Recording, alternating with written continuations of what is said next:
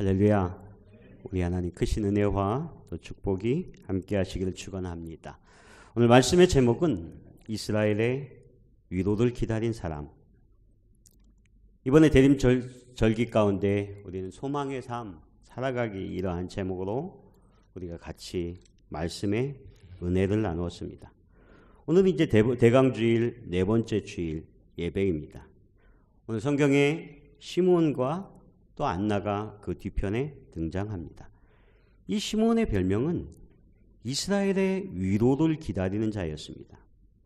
이스라엘의 위로라는 것은 메시아가 오심으로 기대되는 그러한 축복의 구체적인 그러한 표현입니다. 성경은 위의 내용을 이렇게 말씀했어요. 그는 주님께서 세우신 그리스도를 보기 전에는 죽지 아니할 것이라는 성령의 지시를 받은 사람이었다. 그래서 오늘 이스라엘의 위로는 그리스도를 의미하는 것이죠. 심리학자인 에릭 프롬은 인간을 향해서 호모 에스파란스 이렇게 이야기했습니다. 이것은 사람은 소망을 품고 사는 존재입니다 라는 그런 뜻이에요. 그런데 이 말을 반대로 생각해 보면 사람은 삶에서 희망을 찾지 못하면 더 이상 사람으로 존재할 수 없다는 거예요. 흔히 그런 이야기를 하죠. 사람은 음식이 없어도 3주 동안 살 수 있습니다. 또 3일 동안 물이 없어도 살 수 있어요. 또 공기가 없어도 3분 동안 살 수 있다고 합니다. 물론 사람마다 좀 다르겠죠. 음식이 없으면 하루도 못 사는 사람도 있습니다. 그런데 희망이 없는 사람은 3초를 살기 어렵다고 그랬습니다. 이것은 우리에게 삶을 살아가는 데 있어서 우리에게 희망이 우리에게 어떤 의미인가 하는 것을 말씀하는 거죠. 이스라엘은 오랫동안 절망의 상황 속에 살았습니다. 그들은 말씀을 듣지 못했고 또 갈급해 있었습니다. 그렇습니다. 살아있는 사람은 무언가를 바라며 또 소망하며 살아갑니다. 그래서 더 좋은 사람을 기다리고 더 좋은 기회를 기다리고 또 우리는 더 좋은 소식을 기다립니다. 아무리 현실이 어렵고 힘들어도 우리들에게는 이 기다림이 있는 한 우리는 사람으로 이 땅에 살아갈 수 있다는 겁니다. 하나님께서는 예레미야 선지자를 통해서 예레미야 29장에 이렇게 말씀하셨어요. 여호와의 말씀이니라. 너희를 향한 나의 생각을 내가 아나니 평안이요 재앙이 아니니라. 너희에게 미래와 희망을 주는 것이니라. 이렇게 말씀합니다. 여호와의 말씀이 우리에게 소망을 주시는 것이 우리가 이 땅에 살아가는 삶의 평안이다. 이렇게 말씀하고 있는 것입니다. 오늘 시므온이 기다리고 있었던 이 이스라엘의 위로라고 하는 것은 소망의 근원 되신 예수 그리스도이심을 믿습니다. 어거스틴은 그렇게 이야기를 했어요. 사람의 내면 속에는 하나님으로만 채워지는 공간이 있습니다. 이 공간이 채워지지 않으면 다른 것을 아무리 채워도 우리는 영원히 목마를 뿐입니다. 우리가 물질이 있어도, 우리의 삶 속에서 우리의 일들을 성취해도, 또 우리의 자녀들이 모든 것들이 형통하고 잘 돼도 하나님께서 우리의 마음에 없으면 채워질 수 없다는 것이죠. 오늘 시므온이 아기 예수님을 만난 것은 유대인들이 낳은 지 8일 만에 하는 그 정결 예식을 통해서였습니다. 그래서 예수님께서 낳은 지 8일이 되셔서 오늘 성전에 정결 예식을 행하기 위하여서 비둘기를 준비해서 성전을 찾습니다. 이 성전에서 기다리고 있던 시므온을 만나게 되는 거예요. 그런데 이 시므온은 이 아기 예수님을 보는 순간 이 아기가 온 인류를 구원하실 예수 그리스도라는 사실을 알았다는 겁니다. 얼마 전에 우리 교회에서 선교사님들 세미나를 이렇게 진행을 했는데 저희는 장소만 제공해 주었는데 한 선교사님 제가 아는 분 같아요. 그런데 선뜻 신뢰가 될까 봐 묻지를 못했어요. 왜냐하면 이 선교사님은 저하고 신학교에 다닐 때, 신학대학에 다닐 때 같이 공부하셨던 분인데 20년이 훨씬 더 지난 거예요. 그러니까 얼굴을 보니까 긴가 민가 하는데 실수할까 봐, 또 신뢰가 될까 봐, 뭐 큰 신뢰는 아닌데 그렇게 못 물었어요. 그런데 오늘 아기 예수님을 성전에 요셉과 마리아가 데리고 왔을 때 한눈에 메시아인 줄을 알았다고 하는 것입니다. 그런데 우리는 그렇게 질문할 수 있잖아요. 어떻게 예수님인 줄, 어떻게 메시아인 줄 알 수 있었을까? 그런데 오늘 성경의 말씀은 그렇게 말씀합니다. 성령께서 그들의 마음에 감동을 주시고 그들의 영안이 열려서 그 아기가 그토록 기다렸던 메시아임을 알 수 있었습니다. 이들은 아기 예수가 성전에 처음으로 나오는 그 역사적인 순간에 동참하는 그 축복을 누릴 수 있었다는 것입니다.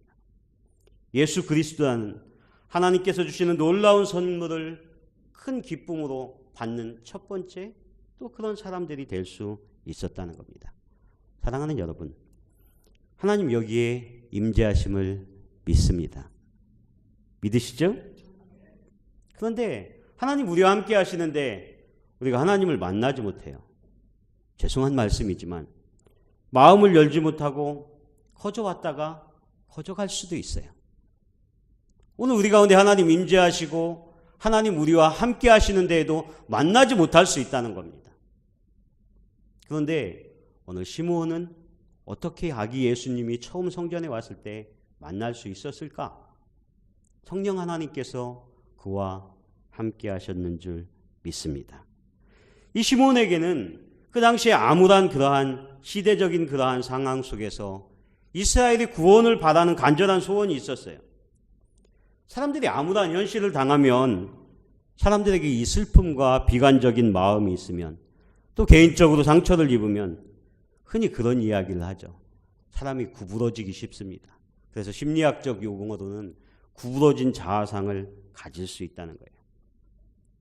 어떤 상황이 나에게 들려져도 또 나에게 어떤 말이 들려져도 마음이 구부러지면 그것을 구부러진 상황으로 받아들이는 거예요. 오늘 하나님의 말씀이 들려져도 마음의 문이 열려지지 아니하고 그 말씀이 하나님의 말씀으로 들려지지 않는 거예요. 우리가 구부러진 쇠를 바르게 펴기 위해서는 그것을 그냥 두드리면 부러진다고 합니다. 그런데 용광로와 같은 뜨거운 열을 가해야 돼요. 그래서 벌겋게 달구어지면 그때 두드리면 펼 수가 있습니다. 원래의 모습을 찾을 수 있어요.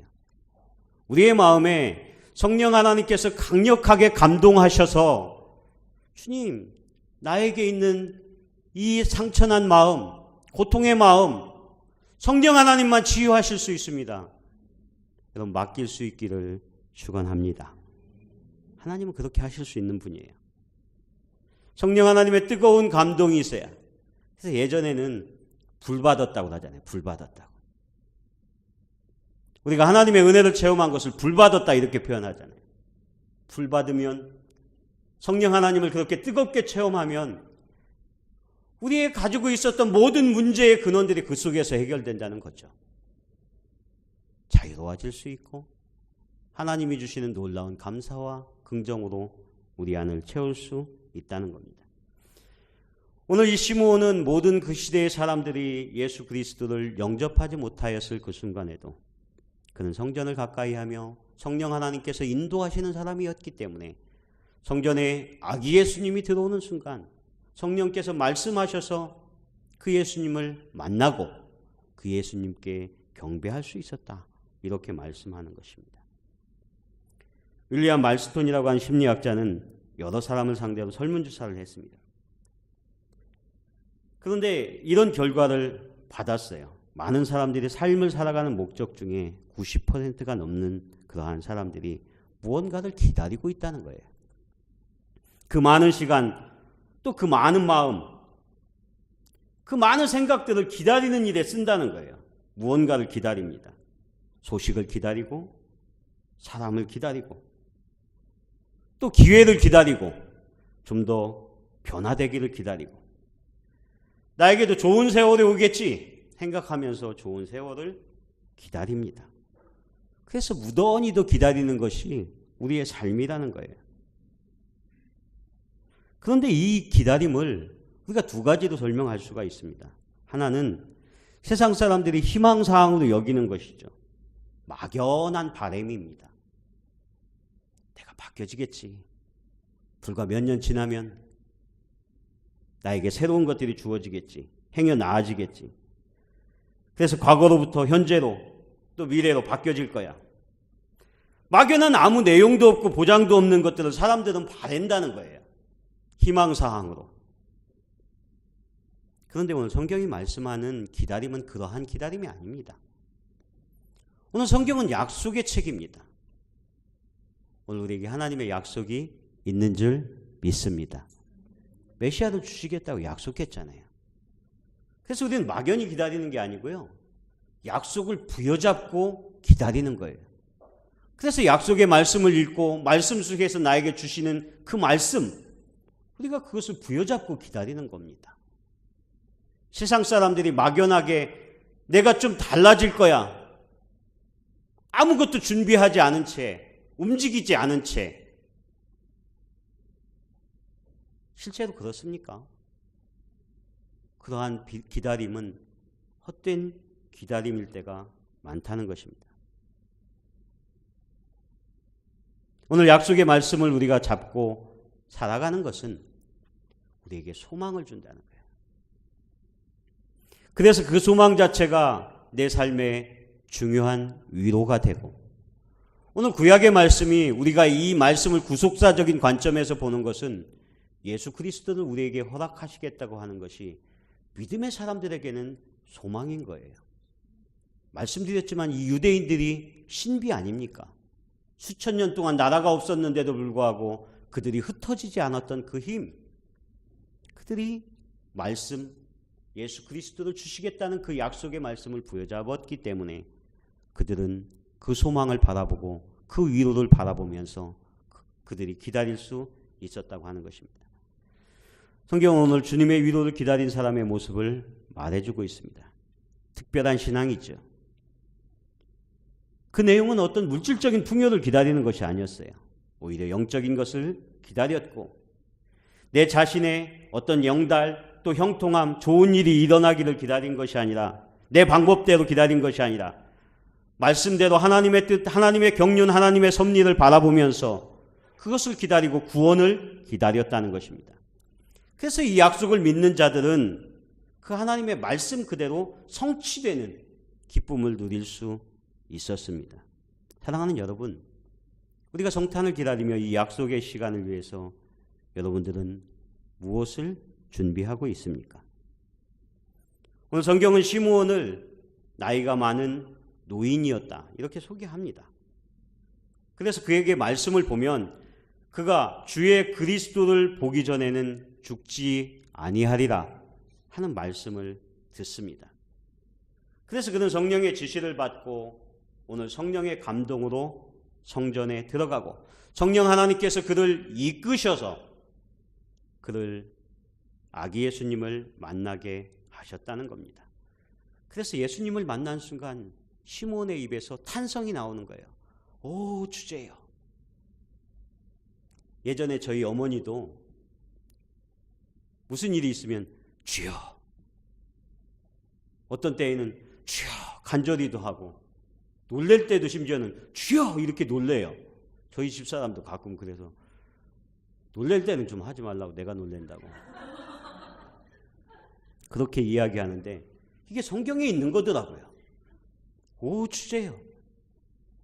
삶 속에 예수님과 늘 동행하고 주의 말씀과 동행하는 사람들은 삶 속에서도 오 주님, 오 주제요. 내가 주님을 만났습니다. 주님이 이 시간 오셨습니다. 우리가 그 감동의 그 속으로 들어가게 되더라는 것입니다. 그래서 우리는 이 강보에 쌓인 아기를 안고 주체할 수 없는 그 들뜬 마음으로 탄성을 바라고 있는 이 시므온이 간절히 기다리고 기다렸더니 그 기다린 주님을 만났다는 거예요. 그래서 우리에게 인내를 가지고 기다리는 그 기다림이 필요합니다. 그래서 이 인내는 성경적인 용어예요. 오늘날 현대인의 특징을 분석하는 말 중에 고터리즘이라고 하는 것이 있습니다. 요즘 현대인들은 15분 이상을 참지 못한다는 거예요. 현대인들의 조급성을 지적하는 거죠. 그런데 말씀을 부여잡고 소망을 부여잡은 그러한 사람들은 이 오랜 시간 동안 기다림과 그 인내의 시간을 하나님의 말씀을 통해서 잘 견뎌낼 수 있었다는 겁니다. 이런 원리가 있어요. 기다림이 크면 클수록, 인내하는 시간이 길면 길수록 그 기다림이 현실이 되었을 때에 기쁨이 큰 겁니다. 여러분 믿습니까? 우리가 수고를 많이 할수록 그 기다림에 대해 우리의 에너지와 정열과 모든 것들을 거기에 쏟고 행했을 때에 우리에게 더 기쁨이 크잖아요. 우리에게 그냥 얻어지는 것들은 기쁨이 없잖아요. 오늘 하나님께서 그들이 나이 먹었을 때까지 오늘 성전에서 시므온과 안나가 그 오랜 시간을 하나님의 그 은혜를 간절히 기다렸더니 하나님께서 아기 예수님을 그들에게 보내주시고 만났을 때에 그들은 탄성이 나올 수밖에 없었던 거예요. 오 주제요. 오 주님, 내가 이곳에서 주님을 만났습니다. 독일의 철학자였던 발터 벤야민은 이런 이야기를 했습니다. 기다림에 대해서 병상에 누워있을 때 시간이 멀리서 한 발자국씩 다가오듯이 나는 마음에 두고 있는 일이 멀리서 점점 다가오는 것을 좋아했습니다. 여행할 때도 역에서 기차를 기다리는 시간을 통해 여행의 즐거움을 맛볼 수 있었습니다. 그는 행복한 삶의 비결을 잘 터득한 사람이죠. 그의 행복의 비결은 기다림에 있었다는 거예요. 저는 베트남에 살아가고 있으면서 많은 손님들을 맞습니다. 여행자들을 만나요. 우리도 또 여행자와 같죠. 저를 방문하는 분들은 단기 선교팀도 있지만 때때로는 지인으로부터 여행 오는 분들이 있습니다. 그런데 저는 그런 이야기를 가끔 들어요. 어제 바가지 썼다는 거예요. 바가지 얼마 썼냐고 했더니 2만 동인가 썼대요. 그러면서 너무너무 화가 나가지고 여행의 기분을 망쳐서 그 사람과 다퉈서 팁을 조금 줬는데 더 달라고 했다고 뭐 그것 때문에 그렇다고 하더라고요. 왜 그러지? 나는 지난 몇 년간 여기서 살았는데 한 번도 바가지 쓴 적이 없다고요. 저는 그렇게 화낼 일이 별로 없었어요. 왜냐하면 저는 조금 더 줘요. 저는 주차할 때도 주차비 5,000동이면 조금 더 줘요. 제 차 좀 잘 봐달라고. 미리 주니까 제가 나오기를 와서 기다리고 차를 안내해 주더라고요. 제가 돈이 많아서 그런 게 아니라요. 아주 작고 사소한 것에 우리는 삶을 살아가는 비결이 별것 아닌데 그것 때문에 마음을 빼앗기는 일이 있다는 거죠. 여행은 사실 여유를 갖고 기다림을 통해서 우리가 그 시간 기다리면서 우리의 생각도 정리하고 여러 가지를 바라보면서 그 속에서 행복을 찾는 그러한 비결이 있는데 우리는 작은 것에 상처받는다는 거죠.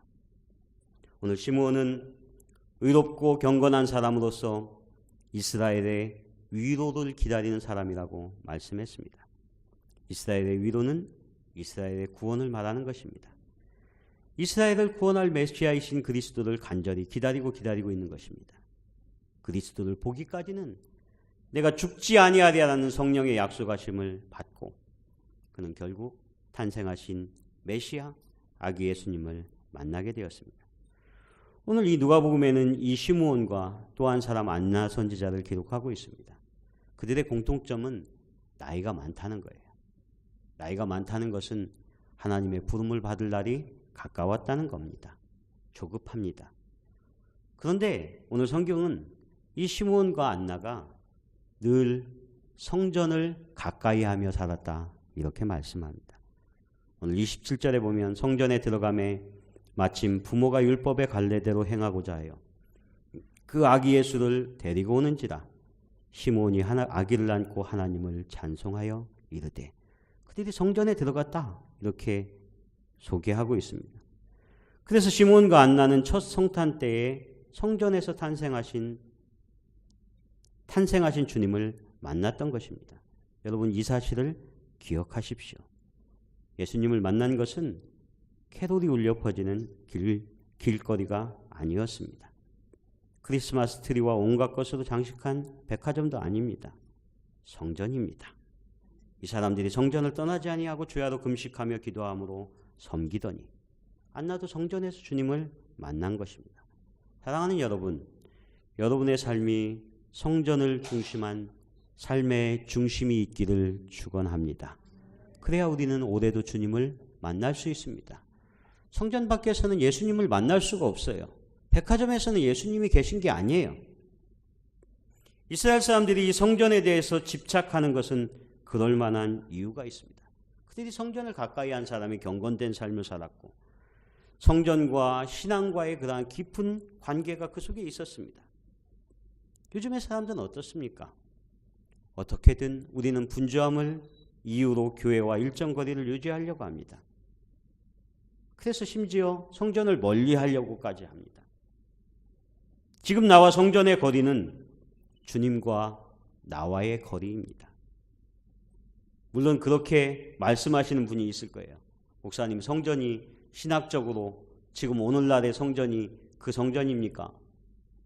구약에 나와 있는 것이 성전이지. 물론 그렇게 이야기할 수도 있을 거예요. 그러나 성전은 하나님의 임재하시는 거룩한 처소임을 믿습니다. 그래서 우리가 이 공동체가 모인 것이 교회인 걸 저도 알아요. 그러나 하나님을 잘 믿는 믿음의 사람, 기도의 사람들은 이 교회를 거룩한 성전 삼아 늘 가까이 하며 예배하기를 가까이 하며 기도하기를 가까이 하며 성전 중심으로 그들이 신앙생활을 했다는 거예요. 성전을 멀리하는 사람을 보세요. 10년, 20년이 지나가도 신앙이 그만큼 성장하지 않습니다. 오늘 우리가 주님과 가까이 하고 성전과 가까이 하는 사람은 우리의 신앙이 성장함을 믿습니다.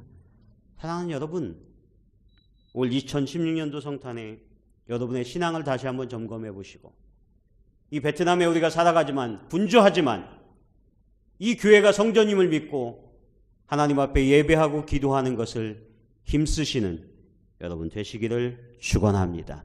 이곳에 성령 하나님의 크신 역사가 있습니다. 예배할 수 없는 이 베트남 땅에서 새벽마다 하나님 앞에 예배할 때 이곳에 성령 하나님의 크신 역사가 있습니다. 그래서 우리는 이곳에서 예배할 때마다 하나님이 주시는 감동을 느꼈고 하나님이 주시는 은혜들을 경험하게 되는 것입니다. 그래서 이 두 사람이 이 성탄에 주님을 만난 것은 결코 우연한 일이 아니었어요. 성령의 감동을 통해서 그들은 성전에 들어가게 되었고 오늘 아기 예수님을 뵙고 그를 품에 품을 수 있었다고 하는 것입니다. 오늘 우리가 이 땅에 아기 예수님을 기다리면서 오늘 우리가 어떠한 삶을 살아야 할 것인가? 그것을 우리에게 묻고 질문해야만 합니다. 독일에서 전해져 내려오는 이야기가 있습니다. 바바리아라고 하는 그러한 성에 루드비라고 하는 공작이 살고 있었어요. 근데 이 공작은 좋지 못한 사람이었습니다. 성질이 포악하고 사람들을 함부로 대하고 괴롭히는 그런 사람이었어요. 그래서 성한 사람들이 다 이 공작을 싫어했다는 겁니다. 심지어는 두려워했어요. 근데 어느 날 공작이 사냥을 나갔다가 숲속에서 작은 예배당을 발견하고 그곳에서 기도하고픈 마음이 들어서 기도를 하는데 갑자기 그 예배당의 벽에 어떤 문장이 나타났다가 순식간에 사라지는 거예요.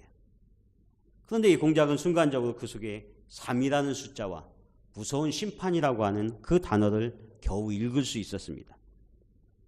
그래서 생각할 때 이 공작은 내가 3일 안에 하나님의 심판대 앞에 서는가 보다. 그렇게 생각하였다고 하는 것입니다. 그래서 이것이 하나님이 주시는 계시의 말씀으로 생각하고 두려움에 사로잡혔다는 것이죠. 그래서 회개하는 마음으로 사흘 동안 선행을 베풀었다는 겁니다. 그런데 사흘이 지나도 아무 일이 없었습니다. 그래서 사흘이 아니라 석 달이구나. 그래서 석 달 동안 열심히 사람들에게 선행을 베풀고 또 열심히 그렇게 살아갔습니다. 또 가족들에게 최선을 다하고 그 성 안에 다른 백성들에게도 최선을 다했다는 거예요. 그런데 석 달이 지났는데 아무 일이 없었습니다. 그래서 생각할 때 석 달이 아니고 그래도 하나님이 3년 동안은 이따가 데려가시려고 그렇게 하라는가 보다 생각하고 열심히 3년을 살았다는 거예요. 그런데 어느 날 나팔 소리와 함께 독일 왕실의 그러한 사절단이 공작을 찾아왔습니다. 루드비 공작을 독일의 황제로 모시러 온 것입니다. 공작에 대한 소문이 독일 전체에 퍼져 있는데 이 공작이 많은 백성을 사랑하고 마치 가족처럼 선행을 베푸는 아주 훌륭한 사람이기 때문에 우리의 왕이 되어도 우리의 황제가 되어도 손색이 없는 그러한 인물입니다. 그렇게 평을 받았다는 겁니다. 오늘 이 이야기가 주는 교훈이 있지요. 성질이 나쁘고 포악했던 사람도 기다림 속에 바뀔 수 있습니다.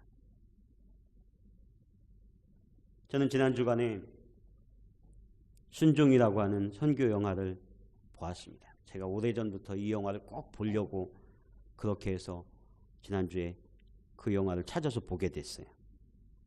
여러분들도 보셨나 모르겠어요. 거기에 보면 우간다 선교 사역을 감당하던 또 그곳에서 돌아가신 김종성 선교사님이 나옵니다. 그곳에서 킴스스쿨이라고 하는 학교를 세우고 난민 사역을 하였는데 학교를 세운 지 2년 만에 선교지에서 돌아가셔서 그곳에 무덤이 있습니다.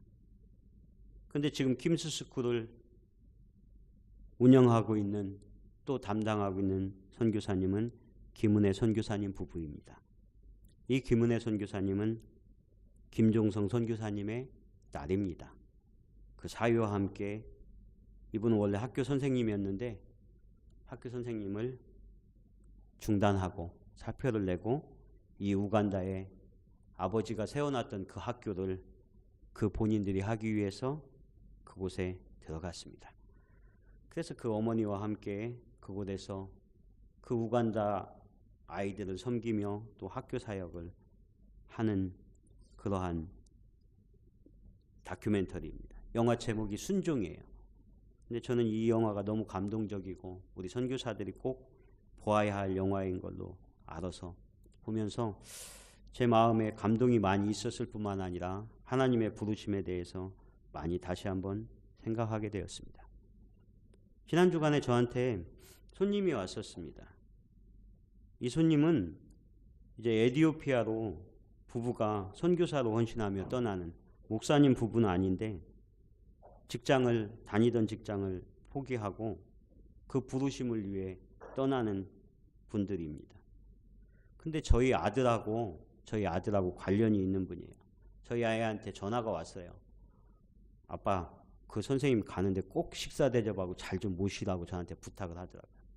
왜냐하면 이 집사님이 저희 아이가 그 학교를 다닐 때 아르바이트 하는데 그 아르바이트 학생을 계속해서 소개해 줬어요. 그리고 그 아르바이트 하러 가면 꼭 식사 시간을 약속해 놨다가 식사 시간에 아이를 가르치도록 해놨다가 밥을 이렇게 준비해서 밥을 줬다는 거예요. 그래서 은혜를 자기가 많이 입었으니까 아빠가 좀 베트남 여행 가면 잘 좀 대접하래요. 그래서 제가 잘 대접했어요. 그런데 그 선생님이 와서 그 집사님이 그러더라고요. 우리 애가 밥을 잘 먹더라고. 제 마음이 뜨끔하더라고요. 왜냐하면 우리 애가 원래 밥을 잘 안 먹는 애였어요. 밥을 원래 잘 안 먹어요. 뭘 먹으라고 해도 그 먹는 게 그렇게 신경 쓰는 애가 아닌데 잘 먹는다고 생각하니까 애가 배고팠었는가 보구나. 왜냐하면 저희와는 한 10여 년째 지금 떨어져서 살고 있습니다. 고등학교 때부터 기숙사 생활을 하고 지금 대학도 오랜 기간. 그런데 이분과 대화를 하면서 저는 그냥 집사님이다 생각하고 안내를 했는데 이분의 오빠가 그 잠비아에서 선교사님으로 20여 년째 있는 분이고 또 아버님도 목사님이고 보니까 다 선교사님으로 헌신한 가정인데 이분은 평신도였는데 에티오피아에 가기 위해서 자기의 남편의 직장을 그만두고 준비했는데 그러는 거예요. 지금 딸이 고3이라는 거예요. 고3인데 하나님 앞에 맡기고 간다고 그래서 야 대단하다. 그러면서 대화를 하는데 얘기를 많이 했어요.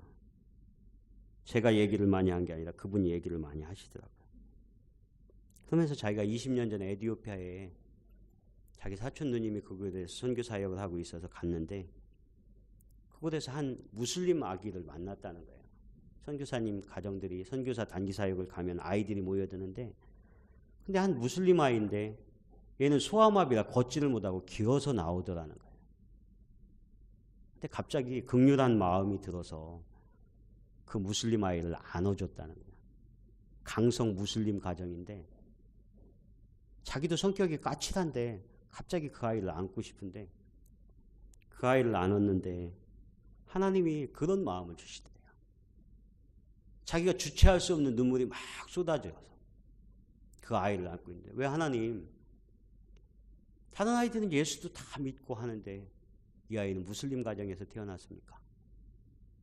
또 무슬림 가정이면서 왜 이 아이는 걷지도 못하는 겁니까? 또 왜 이 아이는 가난하기까지 한 겁니까? 그래서 자기가 아가씨 때에 그 아이를 안고 그렇게 눈물이 너무 쏟아져서 주변에서 이렇게 자제를 시키는데도 그런 마음이 들어서 후에 한국으로 돌아왔는데 그 아빠가 주일날 교회를 나왔다는 거예요. 그 가족들을 다 데리고. 그 무슬림이 여러분 생각해 보십시오. 무슬림이 그러기가 쉬운가? 강성 무슬림이었다. 근데 그 아이의 아빠가 그렇게 고백을 하더라는 거예요. 하나님의 사랑은 너무 크시고 하나님의 사랑은 분명해서 무슬림의 아이였는데 우리 아이를 그렇게 사랑으로 대해준 것이 보니까 하나님 살아계시다는 거예요. 그래서 그 가족이 전부 나오게 되었고 그런 고백을 하더라고요. 에티오피아에서는 소가 전 재산이나 마찬가지라 아이는 팔아도 소는 안 파는데 이 딸아이의 그 소아마비를 위해서 그 무슬림 아빠가 소를 팔았대요. 그래서 그 소를 가지고 아이를 다리를 수술했는데 그 아이가 걷게 됐다는 거예요. 그래서 그 사촌 언니가 너 당장 그 솥값 나한테 보내라. 그래가지고 너무 기쁨으로 그 솥값을 보냈다는 거예요. 그렇게 큰 돈도 아니었대요. 자기가 생각할 때는. 그러면서 그 간증을 하면서 20년 전에 그곳에 가서 아이를 품었을 때의 그 마음, 하나님이 그 마음을 생각나게 하셔서 내가 다시 선교사로 가기로 했습니다. 그래서 5년간 단기로 직장을 다 멈추고 40대 후반이에요. 저하고 비슷한 연령인데 한참 직장에서 일할 금융권에서 좋은 직장이고 이 선생님도 수학 선생님이고 그런데 아이들 가르치러 그렇게 가겠다고. 선교지를 보는 것은 하나님께서 그 보는 것을 통해서 선교사로 부르시더라고요. 대부분 선교사님 되시는 분들은 그 선교지에서 하나님께서 특별한 것을 보여주셔서 그 마음이 자라고 품게 하셔서 결국 하나님 앞에 헌신하게 하더라고요. 저는 감사하게도 우리가 이렇게 편안한 가운데서 예배하지만 이 베트남이 아직도 1%밖에 하나님을 믿는 사람이 없습니다. 그래서 우리 집사님 중에 이곳에 와서 예배를 드리다가 한국으로 복귀하신 분이 이 베트남 땅을 품게 되고 계속해서 선교원금을 보내오는 집사님이 있잖아요. 그것은 아버지 하나님이 주신 마음임을 믿습니다. 이번에 우리 23일에 선교지에 방문할 때 저는 우리 성도님들이 우리가 여름처럼 그곳에 가서 하나님이 보여주시는 놀라운 역사들을 볼 수 있기를 축원합니다. 하나님이 우리를 선교사로 부르시든지 말씀을 전하는 선교사로 부르시든지 우리의 삶의 사역의 현장에서 어떠한 부르심이 있든지 우리는 그 부르심에 겸손히 순종하며 나아갈 수 있는 것. 이건 사람의 마음이 아니에요. 우리가 원래 그런 사람이 아니에요. 우리는 원래는 이기적이고 욕심이 많고 질투하고 나한테 공격해오면 나도 공격하고 하는 그게 우리 모습이에요. 그런데 성령 하나님 우리에게 감동 주시는 그 마음은 하나님이 주시는 그 마음은 이러한 모든 마음들을 바꾸셔서 아버지 하나님의 거룩한 마음을 품게 하실 수 있을 줄 믿습니다. 사랑하는 여러분, 이 2016년도 성탄에 우리 예수님을 만날 수 있기를 축원합니다. 그래서 우리를 통해서 많은 사람들이 예수님을 만나게 되고 우리 부족해요. 그러나 하나님은 우리를 통해서 일하기를 원하십니다. 하나님 우리를 그렇게 축복하셨잖아요. 제가 말씀드리지만 우리 성도님들 축복을 너무 많이 받았어요. 그 사랑을 나눌 수 있기를 축원합니다.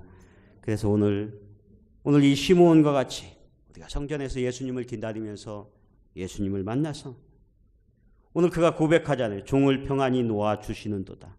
내 눈이 주의 구원을 보았습니다. 이것은 그의 모든 것을 이루어 주신 감사와 만족의 표현이잖아요. 우리도 이 주님을 만나서 이 땅 가운데 그리스도의 복음을 전할 수 있는, 그 그리스도의 복음에 앞장설 수 있는 우리 하늘의 공동체, 저와 여러분이 다 되실 수 있기를 축원합니다. 우리에게 아픔이 있을 수 있습니다. 그런데 그것은 더 큰 사랑으로 이겨야만 합니다. 예수 그리스도가 주시는 더 큰 사랑이 우리 안에 거하시고 성령 하나님이 우리 안에 거하시면 우리는 이길 수 있습니다. 오늘 이 예배가 여러분의 그 사랑을 회복할 수 있기를 축원합니다. 그 예수님을 만날 수 있기를 축원합니다. 하나님 그 계획하심이 있으셔서 우리를 이 자리에 부르신 것인 줄 믿습니다. 기도하겠습니다.